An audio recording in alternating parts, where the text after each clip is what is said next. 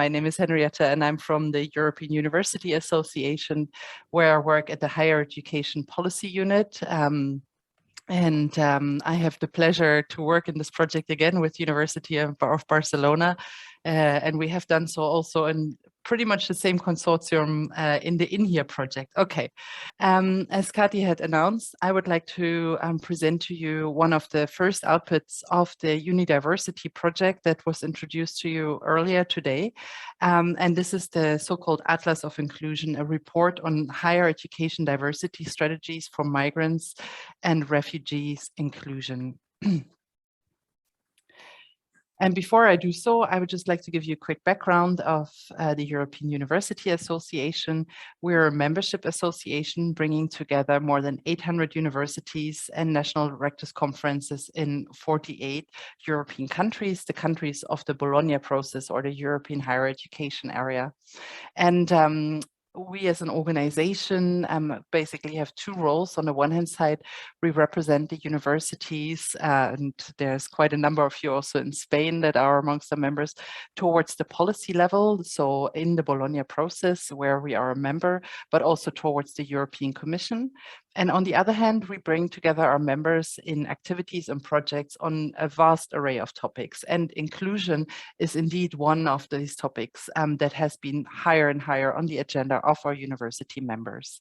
Hence also our participation in the Unidiversity project, as I already said, bringing together again a great collaboration that we previously had in a project called In Here. You can see the little pink logo here on my slide.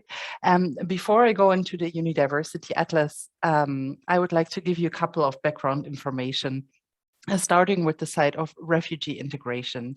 As you can see here on the slide, 2019 UNHCR estimated that there were 26 million refugees worldwide. Now I need to underline that this is the number of recognized refugees, so people who actually have received a protection status. Of course, there are many millions more who had to flee their home and do not fall into the full protection category as of yet. Roughly about 10% of the recognized refugees in 2019 found themselves in Europe, which makes it less than half a percentage point of Europe's total population. Regardless of the small share of this population, comparatively at least, it is of crucial importance to work on their integration for economic and societal aspects. And of course, also the European Commission has recognized this. And they have issued, and now in the second generation, actually, an action plan for refugee integration. 2020 was the latest version. And I have here on the slide a quote, which says, education and training, and sorry, let me move the picture. Education and training is the foundation for successful participation in society and one of the most powerful tools for building more inclusive societies. And this in a way already hints at the role or the potential role of universities in not only welcoming refugees or those with a refugee-like background, but also supporting their integration journey.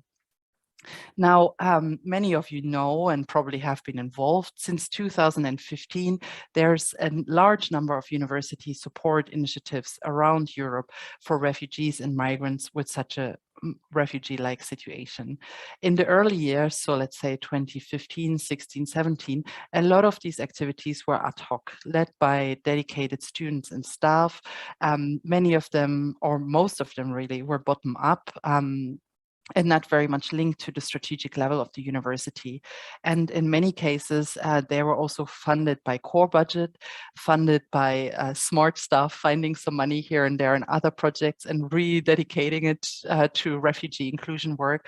And over the years, we also have seen quite a share of project that has been co-funded by the European Union. And apologies for the noise in the background. Our kindergarten is closed due to COVID. So if someone comes running in, I'm sorry in advance. But okay, back to my presentation. EU co-funded projects. One of them, of course, was the In Here project. And in 2018, we have published in the realm of this project a good practice catalog of university initiatives. We basically went across the refugees welcome map that EUA had created across the different activities, and as a consortium looked for good practices. And I think even though this was published in 2018, it's still a very good resource, and I invite you to have a look at it because a lot of these activities are ongoing and still relevant. When we looked at the different activities of the universities for refugees in 2018, we found that very few had links to the strategies or the core missions of the university. So the missions around values, the third mission, the role of the university as an actor of society.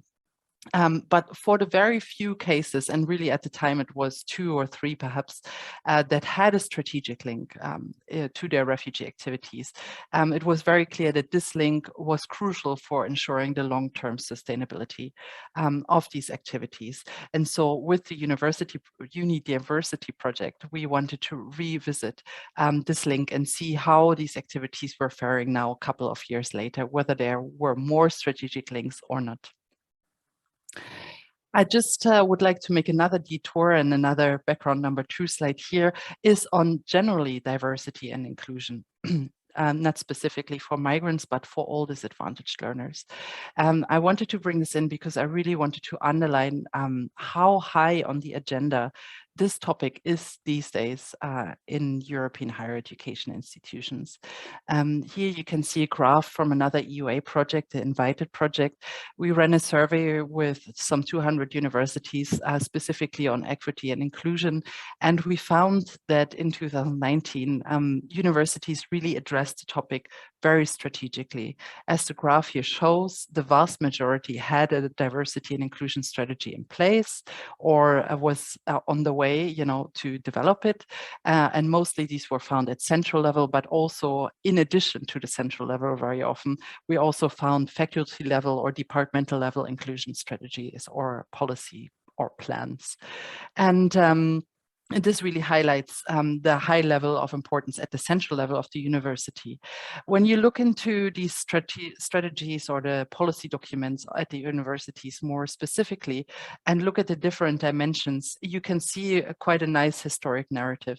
It all started with gender parity and gender plans or policies at the universities, mostly focusing on staff, but then later also adding in the students into the strategies. This then was followed by policies and strategies around disabilities. And later on, other dimensions were also added.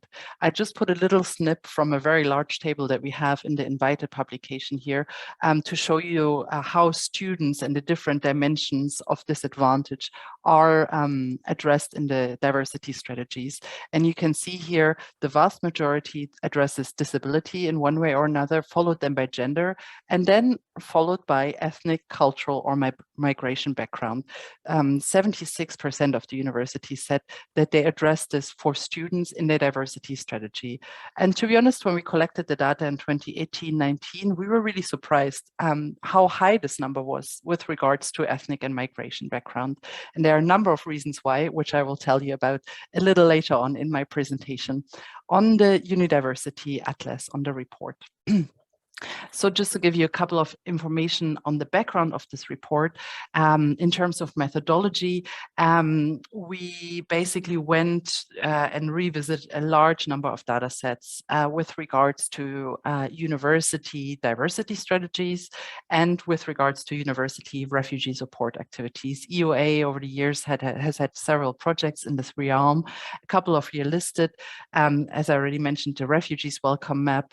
There was a project with the IOM called Tandem towards empowered migrant youth in Southern Europe, the Invited project on diversity strategies that I just showed you, and then also a project that we are currently running with Scholars at Risk, which is called Inspire Europe. Now, in all these projects, we basically ran surveys or did some research and always asked universities about the strategic dimension.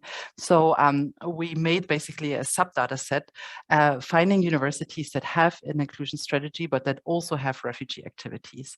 And this resulted in hundreds of universities who we then contacted. 69 of them came back to us, and we asked them to send their diversity strategies back to us. As a consortium then with the colleagues like Kati in the Unidiversity Consortium, we went through all these examples and made a short list of about 20 universities who we then asked to be interviewed. And in the end of the day, 13 of the universities participated in in-depth interviews on their diversity strategies. By the way, on this graph here, on this slide here at the very bottom, you also see the direct link to the report, and there's an interactive version available on the Unidiversity website. Now, what did we find in our unidiversity research? Well, first of all, diversity strategies had one thing in common. All of them described the institution's actions in the field of diversity and inclusion in terms of institutional values. So there was a concrete link to third mission, to the role of universities as an actor in society, and so on and so forth. But this is pretty much where it ends in terms of similarities. Actually, when looking into the details of the strategies and interviewing, we found that approaches are vastly different, depending very often on the context of the universities in question, the country where they would find themselves in, and so forth. So for instance, in terms of values around diversity, those were expressed quite differently in the different strategic level documents. Many take a broad or catch-all strategic approach. We often saw approaches of mainstreaming, so really focusing on enabling the participation of all learners, be it disadvantaged or not disadvantaged. Two of the strategic documents have a very distinct non-discrimination focus, whereas 6 very specifically talk about equity. So different approaches on how this topic is tackled in general. Besides diversity strategies, there were also other strategic level documents that universities had in place instead or in addition, but that talked about diversity and inclusion. So for instance, one university actually had diversity inclusion at the core of its central strategy, actually even as a founding principle of the university, as they said to us during the interview. Another university addressed diversity and inclusion with their global agenda strategy. And there were also several cases of universities where they were signatory to a national or an international statute or policy that deals with diversity and with refugee support. Now, how do refugees and migrants with a refugee-like background come into all of these? Well, to be honest, really just indirectly in most of the cases, mostly through the dimension of religion or through the dimension of ethnic background when we look at diversity strategies. And there was really just 2 cases that made explicit reference to the target group in their strategic level documents that dealt with diversity. And there's a specific reason for this, and that is the challenge of defining the target group. When you look at the strategies and talk to the people who are in charge of implementing them, many of them told us, or we saw in many cases, that there are fairly distinct legal obstacles. So universities are not allowed to collect information on their migration status or the ethnic background of their students and their staff, and therefore they cannot target refugees explicitly with their diversity and inclusion strategy. And this links to another issue. They can also not monitor the success of their support measures. They cannot follow the path of their refugee students on whether they actually manage, to successfully complete higher education, and so on and so forth. The situation is a little bit different when you look into the refugee support programs that many, or well, all of the universities that we interviewed had in place. There, refugees, asylum seekers, and other international protection backgrounds are covered, or broadly, there is a cover of refugee-like background, as we also use in the report, as this really is a catch-all term that brings them all together. So in more detail here, in 5 of the universities, in order to access the support programs or support activities, it was necessary that a person, a student or a staff member, would have a full recognized refugee status. This links to the national legislation in most of the cases, whereby refugees with a full status basically would be, legally speaking, on par with national students, and thereby would have full access to all services, but also full access to enroll into higher education programs.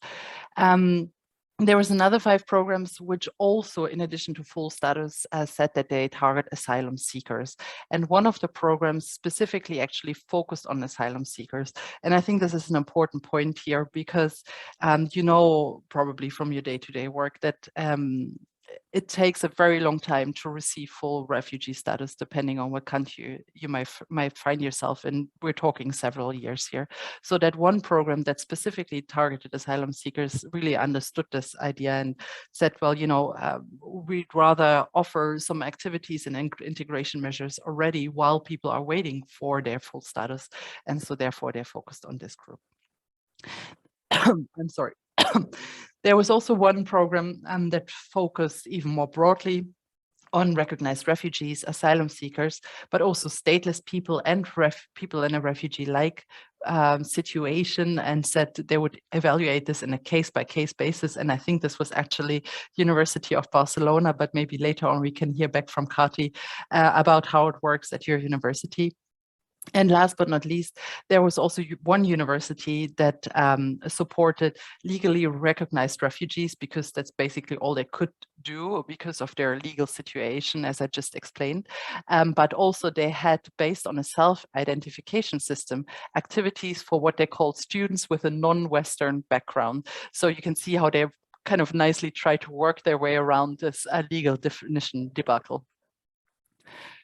Okay. So in terms of implementation on a day-to-day basis, diversity strategies for migrants and refugee inclusion in about half of the interview cases were linked to the leadership portfolios of the university. But we see here the full list, and it's mostly vice rector level, but very different vice rector profiles. So we've got vice rector for academic policy and career management, vice rector equality and diversity, vice rector for teaching, learning, and equal opportunities, vice chancellor for global engagement, and at one university that was at the Aegean University in Greece, actually the work and strategies around migrant inclusion were linked to the profile of the rector of the university. In terms of day-to-day implementation, there's again various scenarios in place. 7 universities had diversity offices. 5 of them had internal task forces, working groups, and committees that dealt with migrant and refugee inclusion. 4 have a refugee help desk, and the list goes on. I will just move down to the very bottom of the list to not read it all out. A perhaps rather unusual example was one university where this activity was linked to the Human Resources Office. And there was also one case where the university ran a working group of all higher education institutions in the region. So they worked basically together to coordinate the refugee support, and depending on the offer of courses, they would send them then to different universities in the consortium. Very important here, the last point, of course, besides the strategic work in terms of day-to-day implementation, various actors across the institutions are always involved, covering, for instance, language centers, international office, social services, and the list goes on. And perhaps also noteworthy in some cases, specific faculties were heavily involved, such as psychology or law faculties that offer legal clinics or psychosocial support to students with a refugee-like background. Okay, I would like to invite you to have a look at the report again, and also on the website, because we have quite a vast array of examples of support measures, and I will not go through the whole list here. On the slide, I just summarized the top, 3 or 4 Generally, we split them into 2 different dimensions. The more obvious one would be the direct support to migrants with a refugee-like background, for instance, language courses, fee waivers, adapted procedures for recognition of prior learning, for admissions, and so on. Consultation and counseling is also something that we've seen quite often. And then there's the dimension of where universities really strive to change the narrative around migration itself, not just to support directly the refugees, but also, support integration in a more indirect way, let's say. So there we've seen, for instance, research and degree programs on migration, collaboration and exchange with national and local governments or NGOs, cooperation with international organizations, and perhaps very importantly here, cultural exchanges, sports events, and other integration activities where universities bring together the local population with refugee students and staff in order to have them mingle. And this was really seen as a successful activity for integration prospects. Now, in the interviews, of course, we asked also about the challenges that people face when trying to implement their day-to-day work, but also trying to link to diversity strategies and so on and so forth. We also asked them on their recommendations on how to overcome these challenges. I tried to sum it up here in a table. So on the left-hand side is the challenges, on the right-hand side, the recommendations that came from the interviewees. Let's start with the barriers or challenges.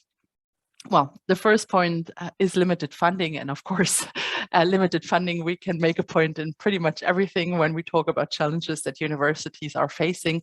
But in the context of the work for migrant and refugee inclusion, participants in the interviews particularly pointed to the high reliance on volunteers in their day-to-day work, so volunteer staff, volunteer students. They also, even when they were linked up to the strategic level in one way or another, they said that several of them said that their day-to-day work was still kind of project-based. So, for instance, the funding situation was reviewed on an annual basis. There was no long-term, security and sustainability of their activities. So this is the side of funding.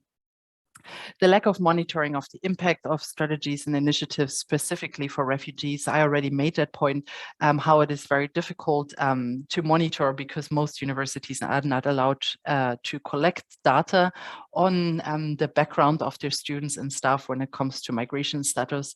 So therefore, they wouldn't really know whether there was actually a positive change with their work. Legal obstacles in working with asylum seekers. I already brought that example as well in a way, so that universities were only able to offer their support to fully recognized refugees in some of the countries. There were challenges around outreach. So in order to outreach and reach those that potentially would be interested to enroll into the support programs, to enroll into the universities that have a refugee-like background. And this really links to a lack of collaboration with local and national government. So to give you an example, there was hardly any evidence of a link whereby, for instance, reception centers or employment service that directly deal with migrants with a refugee background would be aware of the support that universities are offering. And so, due to the lack of this link, it also made it very difficult for the universities to reach out to this target group. And last but not least, despite the fact that all of our interviewees in one way or another linked to the strategic level, still some of them reported a lack of leadership support. So let's focus now on the right-hand side, which is the enablers or the recommendations that our interviewees made in order to overcome these challenges. Diversity and inclusion, making it a core to the university's organizational culture.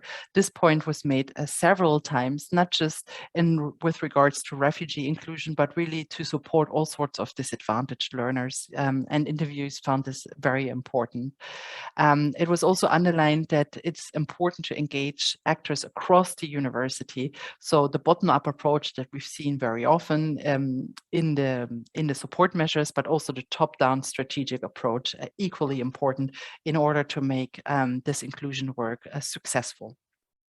Enhance national support and collaboration, national support not only in funding, but also in terms of collaboration, such as with reception centers and so on, like I had just explained with the outreach example.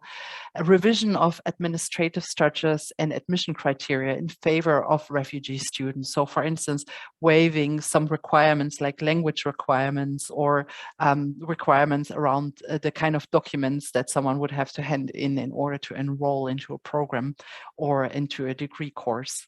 Several also said that collaboration and dialogue with other higher education institutions was very helpful in driving forward their activities. And of course, events such as the one today are helping, but we many would like to see more of this collaboration in order to pool resources, in order to exchange on how to streamline procedures, and so on and so forth. And last but not least, it was of course recommended to also monitor and try to find out about the success of the support measures, of the strategies overall, and to adapt the offer and the strategies accordingly. Right, now, again, today we're meeting online. I would have preferred to come to Barcelona and visit Kati and all of you in Spain, but of course, this is all due to the context of COVID-19. So allow me to do a little detour and also talk for one slide about the impact of COVID-19 on diversity strategies and the work for refugees and at higher education institutions. There's really two sides of the coin here. On the one hand side, actually none of the participants reported a negative impact on the university's overall diversity and inclusion strategies. And in fact, to the contrary, several said that the pandemic in a way shone a light on the importance of accessibility and inclusion. You know, perhaps most obvious in terms of the accessibility to digital learning and teaching. Learning and teaching strategies have been revised. And so also there was quite a discussion around inclusion in general terms when it comes to learning and teaching approaches.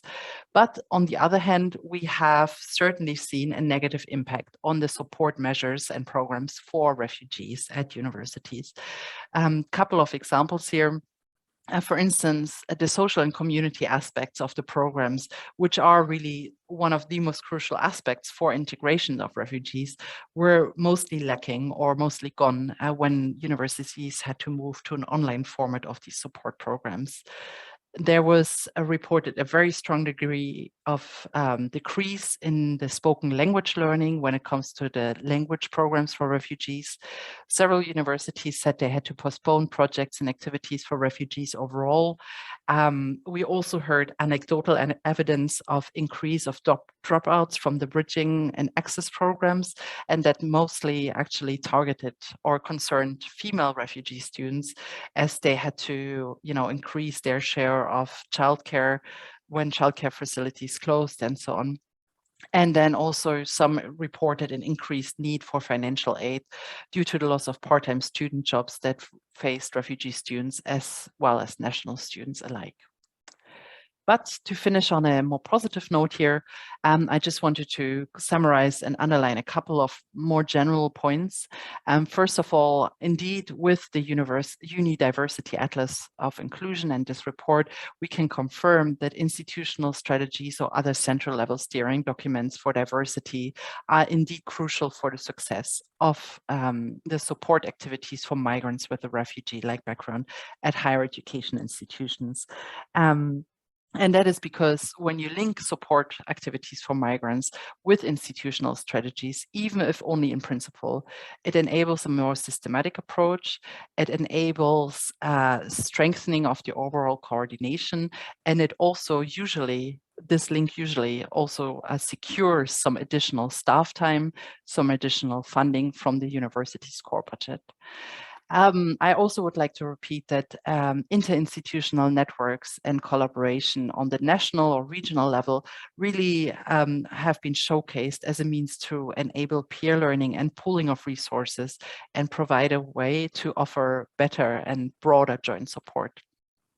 And last but not least, perhaps more generally on diversity and inclusion, we found that a change of narrative is really recommended. One should acknowledge that diversity and inclusion are not merely a matter of the institution's values or the institution's third mission, but actually activities for diversity can contribute to the overall quality of higher education by bringing in additional talent, for instance, the international talent that migrant and refugee students are. So thank you very much for your attention. And if you have any questions, please ask me now or drop me a line. You see my email here. I'm always happy to discuss this topic, and I would like to give back to Kati now. Thank you very much, Henriette. Han aparecido una serie de cuestiones muy interesantes que Henriette nos ha mencionado, con las cuales algunos de nosotros nos hemos sentido especialmente compelidos. Si tenéis alguna cuestión, alguna pregunta, es el momento, podéis liberar el micro y lanzar una pregunta. ¿Alguna cuestión que queráis plantear? También podéis hacerla llegar a través del chat. Mientras tanto, voy a responderle a Henriette cuando planteaba la tipología de target group que nosotros estábamos utilizando.